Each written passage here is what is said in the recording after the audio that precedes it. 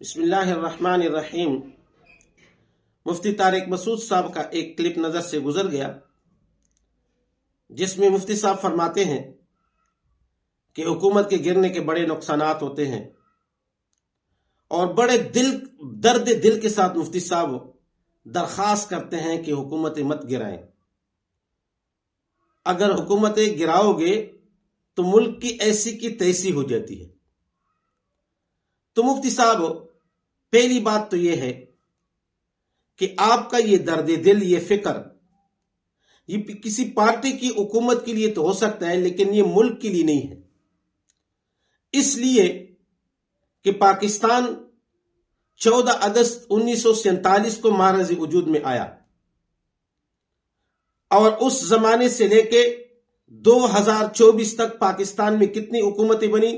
اور کتنی حکومتیں گری، لیکن آپ نے کبھی بھی یہ نہیں فرمایا، یہ درد دل کا اظہار کبھی بھی نہیں کیا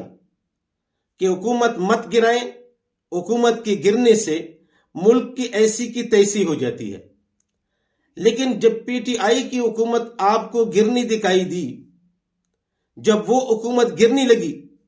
تو اس وقت آپ نے فرمایا کہ حکومت مت گرائیں، حکومت گرنے کی وجہ سے ملک کی ایسی کی تیسی ہو جاتی ہے۔ تو لہٰذا آپ کا یہ درد دل، آپ کا یہ فکر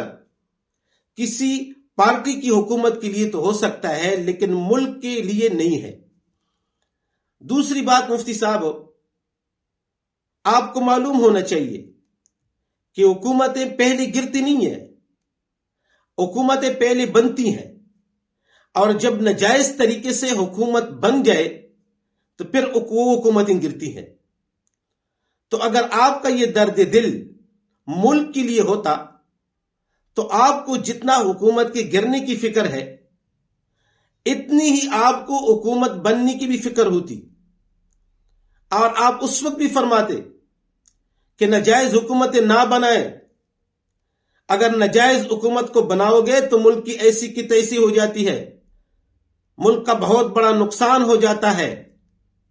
ملک کی معیشت بیٹھ جاتی ہے، ملک کا آئین کھلونا بن جاتا ہے، اور ملک کی خارجی اور داخلی پالیسیاں تباہ ہو جاتی ہیں، اور ملک کے تاجر اور ٹیکسوں کے بوجھ میں دب جاتے ہیں، ملک کی عوام پر مہنگائی کا ایسا سیلاب آتا ہے جس کی وجہ سے ان کی کمر ٹوٹ جاتی ہے۔ تو لہٰذا مفتی صاحب، پہلے حکومتیں بنتی ہیں پھر بعد میں حکومتیں گرتی ہیں، بعد کی تو آپ کو بڑا فکر ہے، بڑا درد دل ہے کہ حکومت نہیں گرنی چاہیے ورنہ ملک کی ایسی کی تیسی ہو جائے گی، لیکن جو حکومت ناجائز بنتی ہے اس کے لیے آپ کا کوئی درد نہیں ہے، کوئی فکر نہیں ہے۔ آپ اس وقت بھی یہ بیان دیں، آپ کا اس وقت بھی جو نا یہ کہیں کہ بھائی ناجائز حکومتیں نہ بنائیں، اگر ناجائز حکومتیں بناؤ گے تو ملک کی ایسی کی تیسی ہو جاتی ہے، ملک کا آئین کہاں چلا جاتا ہے، ملک کی عدلیہ کہاں چلی جاتی ہے۔ تو لہٰذا اس سے یہ معلوم ہوتا ہے کہ آپ کا یہ درد دل، یہ فکر کسی پارٹی کی حکومت کے لیے تو ہو سکتی ہے لیکن یہ ملک کے لیے نہیں ہے۔ اور تیسری بات مفتی صاحب، آپ کو اگر اتنی فکر آپ کو اسلام کی ہوتی جتنی فکر آپ کو ایک حکومت کی ہے کہ حکومت نہیں گرنی چاہیے، اگر حکومت گری گی تو ملک کی ایسی کی تیسی ہو جائے گی، اگر اتنی فکر آپ اسلام کی کرتے تو لوگ آپ کو مفکر اسلام کہتے، لیکن ایک حکومت کی فکر تو آپ کو ہے، اسلام کی کوئی فکر نہیں ہے۔ 14 اگست 1947 کو یہ پاکستان معرض وجود میں آیا، پاکستان بنا، اور اس کے بعد آج 2025 ہے، اس زمانے سے لے کے آج کے دن تک 2025 تک پاکستان کے اندر کتنی حکومتیں بنی، کتنی حکومتیں گری، کتنے وزیر اعظم بنے، کتنے وزیر اعظم تبدیل ہوئے، لیکن کسی وزیر اعظم نے یہ جرت نہیں کی کہ پاکستان جس کا نام اسلامی جمہوریہ پاکستان ہے اس کے اندر اسلامی قانون نافذ کیا جائے، پاکستان کے فیصلے وہ قرآن اور سنت کے موافق ہو۔